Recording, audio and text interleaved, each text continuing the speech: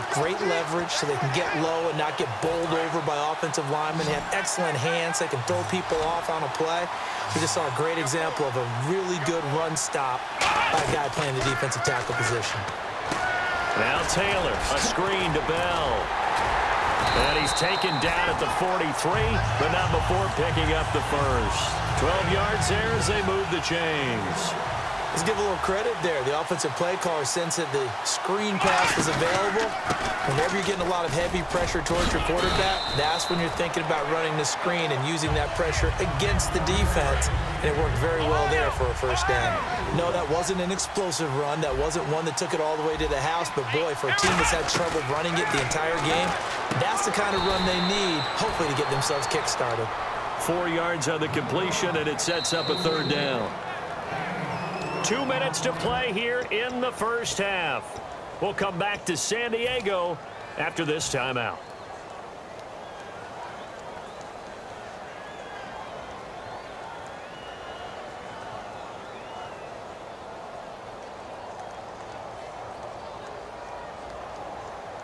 And they only need a little bit here. Third down and very short. They come out with one back and 3 tight ends. They'll sneak it with Taylor. He needed 2, he got 1, and that's going to leave him with 4th down and a yard. Well, they gave it a shot, quarterback sneak. Not able to get it. No, but if you're going to call a QB sneak on third down, you draw it up to get it. Yeah, no doubt about it. Now whistles come in. We're going to get a timeout here by the offense. It's just their first, so they'll have 2 remaining here before we get to halftime.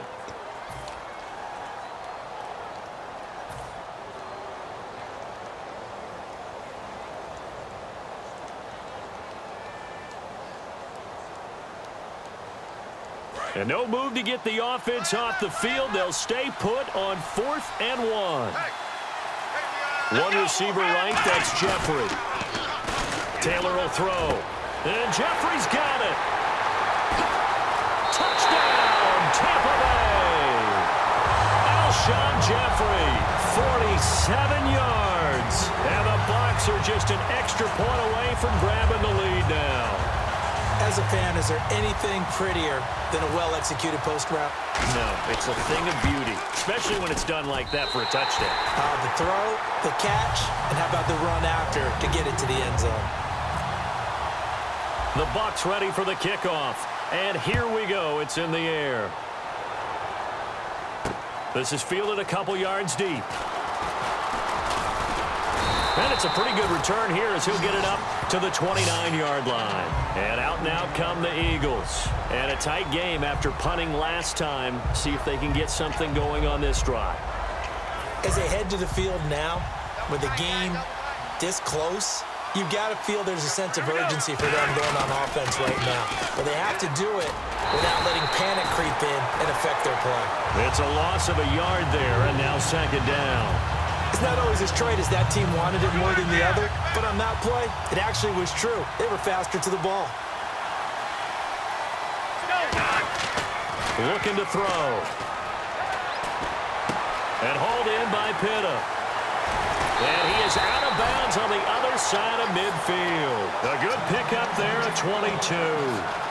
That coach is always harp on the quarterback reading the defense and getting it to the open man. That's good recognition there. And how about what he did after the catch? Yeah, hit your tight end, let him get some rack. Yeah, when he gets moving, not many guys want to come over. And no escaping this time as he'll go down. They got him for a sack. Thomas Davis from that outside linebacker spot. He's able to get in there for a loss of 9. Back to throw here. Underneath here to Hill. And he'll be brought down at the 45-yard line. A good pickup there, 13 yards as they get closer for third down. And now the passing game here in the second quarter starting to heat up a little bit. Don't you feel the rhythm starting to happen, right? You see it now, the confidence is starting to rise. I think now as a play caller, because that has happened, you lean on it a little bit more. You don't go totally away from running the football, but you do say, guess what? We can throw it, we can throw it well with a whole lot of confidence. And some real confusion here. They won't even get to the line. So you got. There we go.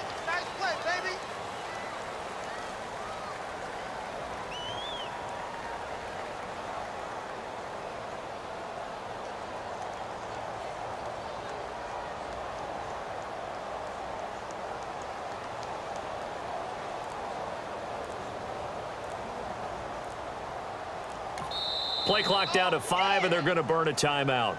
It's just their first, so they'll have 2 remaining here before we get to halftime.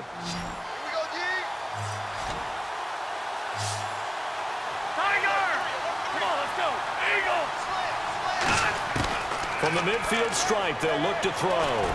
It's caught. Jones. And he's going to get to the 31, enough for the first down.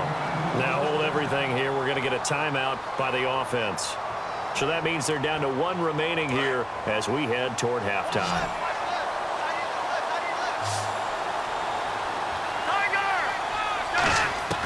Back to throw now on first down. It's caught right side. It turns. Touchdown, Philadelphia. Allen Hurns as the first half is winding down.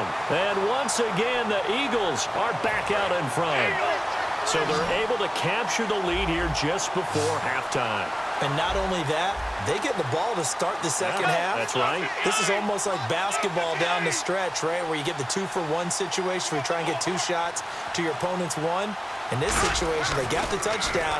They'll get another shot out to start the second half. Could be a big turnaround. And he'll get into the end zone as the 2-point conversion is successful.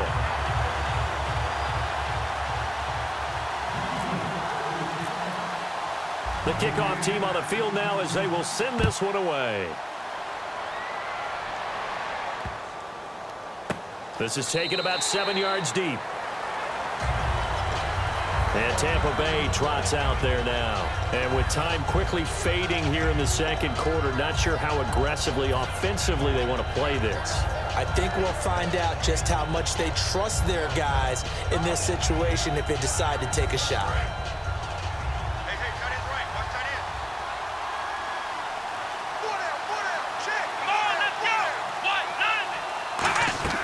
Now Taylor on first down. A screen to Bell. Muscles him off. A good pickup there, 22. That was a beautiful executed screen pass. Let the rushers get upfield. The blocking forms in front. Lofted it to the runner. And now, not only does he have open space in front of him, he's got an escort as well, and they pick up big yardage. Now it's Taylor. He's going to loft one deep left side here. And he bats it away, and it falls down incomplete. So we have reached halftime with a touchdown. That's the difference on the scoreboard. As we send you cross-country to our EA Sports Studios in Orlando with our halftime report, here's Larry Ridley. So both teams have their marching orders, and we'll get going again here in quarter number 3. Now Bush on the return. And he'll make it across the 20 as his guys will set up shop at the 23-yard line. Out come the Eagles now as they'll go on offense first here in the third quarter. They have the lead. Now they'll be looking to extend that lead. And this is where I enjoy talking about one of my favorite subjects, tendency breakers, or counters as I also like to call them. You've done things in a certain way in the first half, and they've had the ability to see what you've done. They're going to make their adjustments. So guess what? You adjust yourself and try and stay ahead of the pace because you are looking for some separation in this ballgame. The adjustment to the adjustment. Without a doubt. Show him one thing, hit him with something else. And he is going to lose yardage here. A loss of a full 3 yards, and now it's second down. Well, on that play, the expression, don't blink, you might miss something, certainly applied. That was fast. Defense diagnosed the play, and it was over in a heartbeat. They'll keep it in the hands of Bush. And he's able to plow forward up to about the 29, just shy of the 30. That's what they needed. It's an 8-yard gain, and now 3rd and 4 suddenly doesn't look so bad. And now it's a 3rd and 4 situation for the offense. Now back to throw. And that is incomplete. He was looking to get it to Allen Hurns that time. And it's 4th down. Here's Jordan Berry now. On for his second punt. He'd take a repeat of his first. He gets this one away, and boy, it's another boomer. Fielded just inside the 20. Well, he wasn't too far from breaking that. Officially, give him 15. And possession will switch hands, 1st and 10. Here comes the Buccaneers offense. They get their first reps of the second half. They were able to get the stop defensively. Now a chance really to set the tone here in quarter 3. They can really take charge, can't they? And this is probably how it was drawn up at the half. I think we can go inside the locker room, all right? And I think we would see up on the grease boards, stop them defensively, get the ball back for the offense, and let's go downfield and score. Seems simple, right? The last part, we have to find out that's going to happen. But the first part worked to perfection. Did exactly what they wanted, and now their offense has to pay it off. See if they can get the latter 50%. Out to his left. And he knocks the ball away, and it falls incomplete. Alshon Jeffrey, the intended receiver. And now it's second down. Anytime a ball's thrown in the middle of the field and it's popped up in the air, I expect someone to catch. It doesn't matter whether it's offense or defense because there's usually a great amount of bodies in that part of the field. In this case, no one came up with it. 2nd and 10 now. It's Taylor. Buying time to his left. 17 yards on the pickup there, and the drive will continue. Partner, as a quarterback, sometimes you just got to know when the clock has gone off in your head, it's time to go. Tuck it and get all you can. Back to the ground, this time with Bell. And he'll get this down only to about the 46. Give him 3 on first down. It'll set up a 2nd and 7. Looking to speed things up here, going with some tempo. On 2nd down, here's Taylor. Throw left side, completion to Rice. Touchdown, Tampa Bay. Jerry Rice, 45 yards. And the Buccaneers are an extra point away from tying up this football game. And correct me if I'm wrong, that was just a simple fly route, wasn't it? No, there's nothing to correct at all. You've got it down pat. And I just remember as a player, when I'd be in practice sessions and I'd hear 9 from the receivers, that meant fly route, go, look out. That was the 9, and he just kept going all the way into the end zone for the touchdown. This fielded a few yards into the end zone. And he'll get across the 20 before he's brought down at about the 23-yard line. Philadelphia getting set to take the field. And they're coming off a 3-and-out, my friend. I think they've got to look at that play sheet and go to a spot that they haven't gone before. Time to shake things up a little bit to try and get this offense moving. Okay, so how do you do that? How do you shake things up? You look at what you've called before, realize it hasn't worked so well. Go to something else. And maybe you try and find one of those special plays from one of your better players, and maybe try and hit something big and get things going in the excitement area. Looking for Hearns, and it's intercepted. Picked off by Stephon Gilmore. And they are going to set up shop at the 40-yard line. And Tampa Bay trots out there now.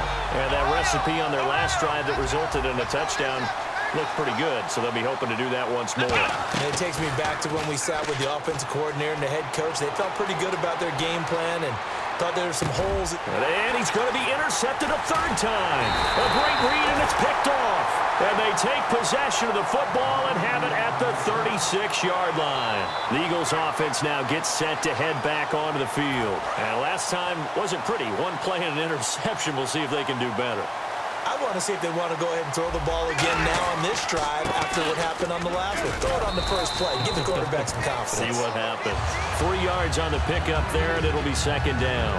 I do know from experience that when you slow down someone's running game, you're now doing the dictating on defense. And guess what? Now you're getting ready to tee off on their quarterback because they have to throw it all the time. But you still have to be alert for the draws and other plays of that nature and make sure you don't get hurt.